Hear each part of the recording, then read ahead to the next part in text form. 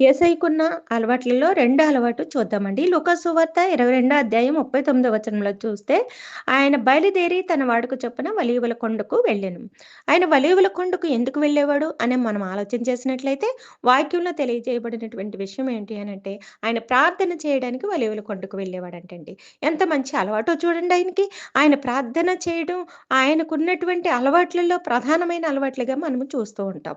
మన జీవితంలో అటువంటి ప్రార్థనా అనుభవం మన జీవితంలో ఉంటుందండి. ఇతరుల కొరకు మనం ప్రార్థన చేయగలుగుతున్నామా? యేసయ్య చూడండి, ఆయన సమాజ మందిరమునకు వెళ్ళే అలవాటు ఆయనలో ఉంది. అలాగే బైబిల్ గ్రంథాన్ని చదివేటటువంటి అలవాటు ఆయనలో ఉంది. అలాగే ఇతరుల కొరకు ప్రార్థించే అలవాటు ఆయన జీవితంలో మనం చూస్తున్నాం. మనం కూడా అటువంటి మంచి అలవాట్లు కలిగి జీవిద్దామండి. మంచి అలవాట్లు మనము యేసయ్యకున్న అలవాట్లు మనం కూడా కలిగి జీవిస్తే ఆయనకిష్టమైన బిడ్డలుగా, ఆయన మనల్ని చూసి సంతోషించేవాడుగా ఉంటాడు కదండీ! అలా దేవుని సంతోషపెట్టే వారంగా మనందరం ఉండాలని దేవుడు మనల్ని దీవించును గాక.